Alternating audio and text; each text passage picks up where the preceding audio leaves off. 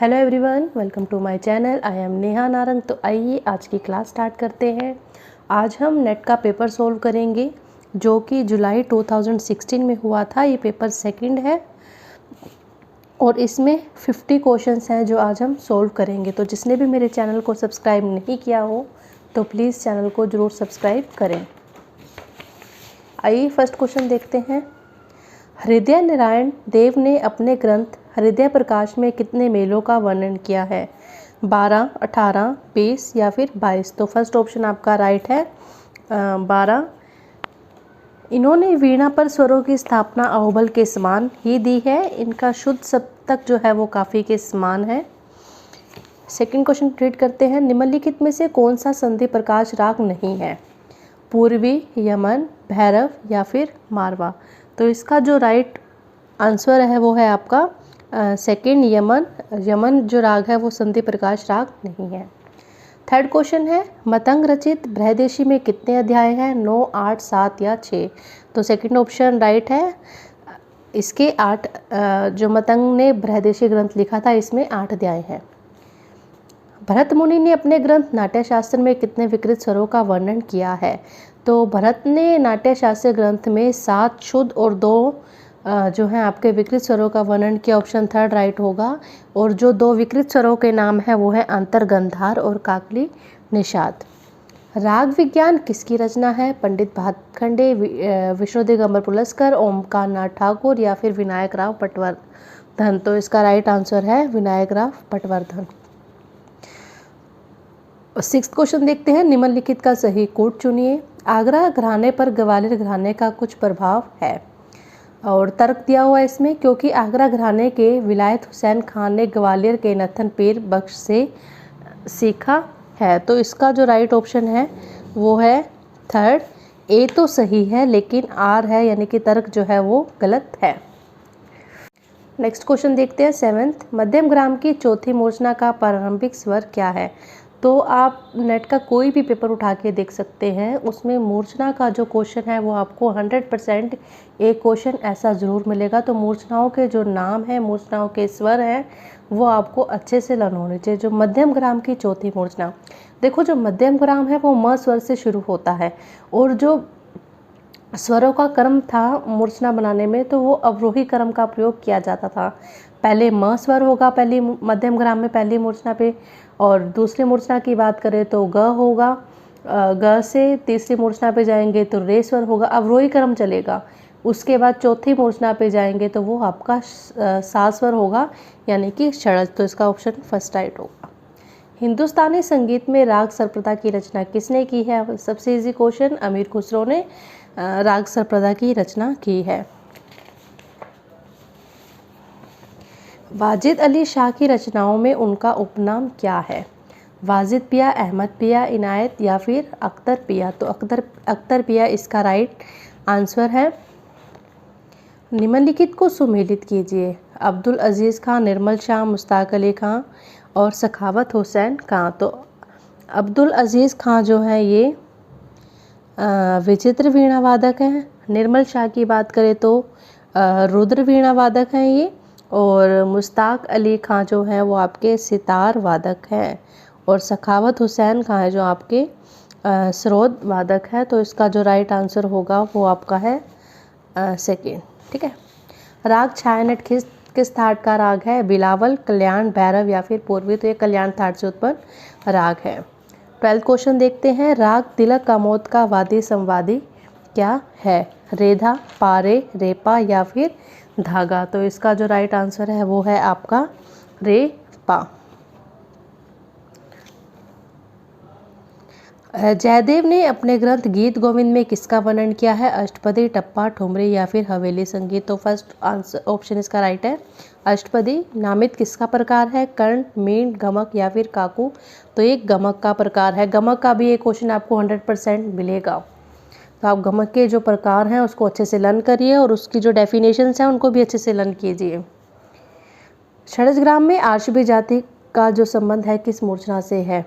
तो वो है आपका पंचमादी मूर्छना से। फोर्थ ऑप्शन आपका राइट है।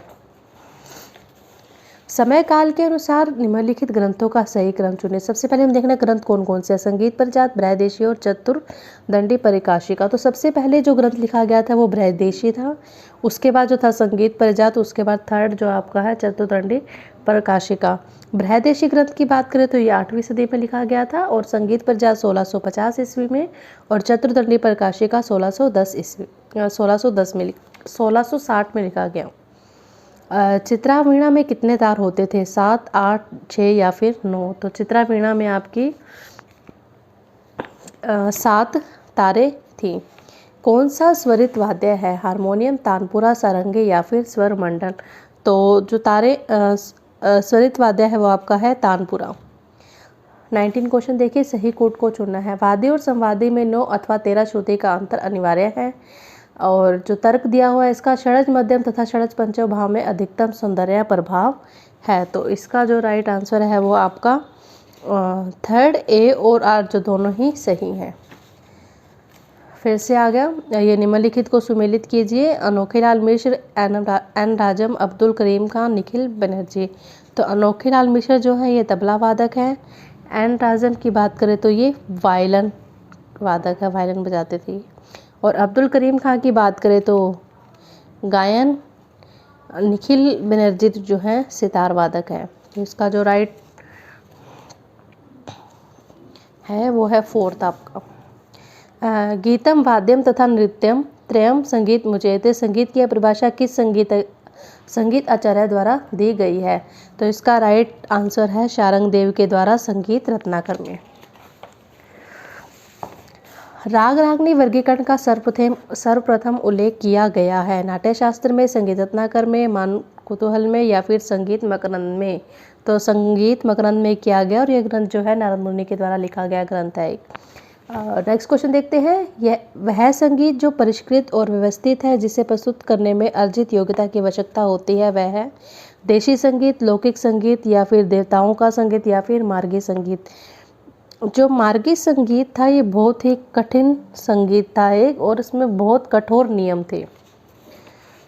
स्वरावलियों में निबद्ध ऋग्वेद की ऋचाएँ कहलाती हैं तूर्य, स्तोत्र, यम या फिर राग। तो इसका जो राइट आंसर है स्तोत्र। वैदिक वाद्यों को इंगित करने वाले सही समूह को चुनिए। करकरी, गोदा, पिंग या वाण। दंधूपी, अघाटी, स्तार, बेला। वाण, करकरी, बेला, सरंगी, वाण, कमायचा, उद, दारबुका। तो इसका जो राइट ऑप्शन है वो है फर्स्ट। सही कूट का चुनाव करना है। राग भैरव व कलिंगड़ा दोनों में प्रयुक्त स्वर समान है। और तर्क दिया हुआ है रागों के स्वरों में समानता होने पर भी रागांगों के प्रयोग से रागों में परस्पर भिन्नता आ जाती है। तो इसका जो राइट आंसर है वो है आपका फर्स्ट। इसमें ए और आर दोनों, अभिकथन और तर्क दोनों ही सही हैं, लेकिन जो तर्क है वो आर सही है।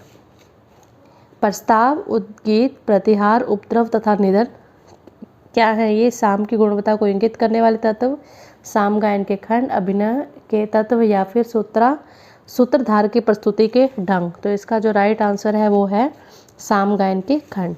दुंदुभी वाद्यों की किस श्रेणी के अंतर्गत आती है? अवनत, सुशीर, तत्, गण। तो ये अवनत वाद्यों की श्रेणी में आती है।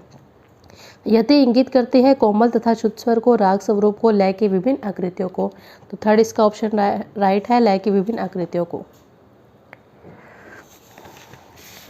नेक्स्ट क्वेश्चन देखते हैं। किस ताल जाति के लिए अयुग्म संज्ञा का प्रयोग किया गया है? मिश्र, खंड, त्रस्त्र या फिर चतुस्त्र। तो इसका ऑप्शन राइट है थर्ड। निम्नलिखित को सुमेलित करना है। दीप्ता, रौद्र, नंदा, बानी। तो दीप्ता क्या है आपकी? श्रुति जाति। श्रुति की 5 जातियाँ होती हैं, तो उसमें दीप्ता, करुणा, मृदु, आयता। तो ये आपकी दीप्ता जो है श्रुति जाति है। रौद्र एक रस है। नंदा की बात करें तो ये गंधार ग्राम की श्रुति है।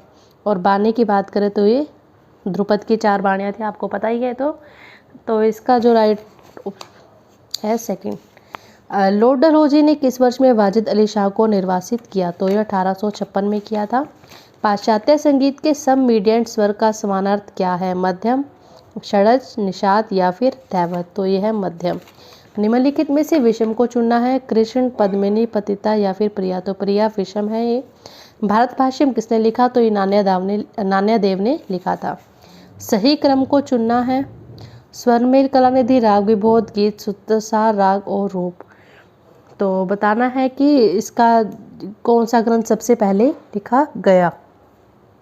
तो सबसे पहले जो है स्वरमेल कलानिधि 1550 में लिखा गया था। उसके बाद राग विबोध सोमनाथ के द्वारा लिखा गया, फिर गीत सूत्रसार, फिर राग और रूप। यही ही इसका फर्स्ट ऑप्शन ही राइट है।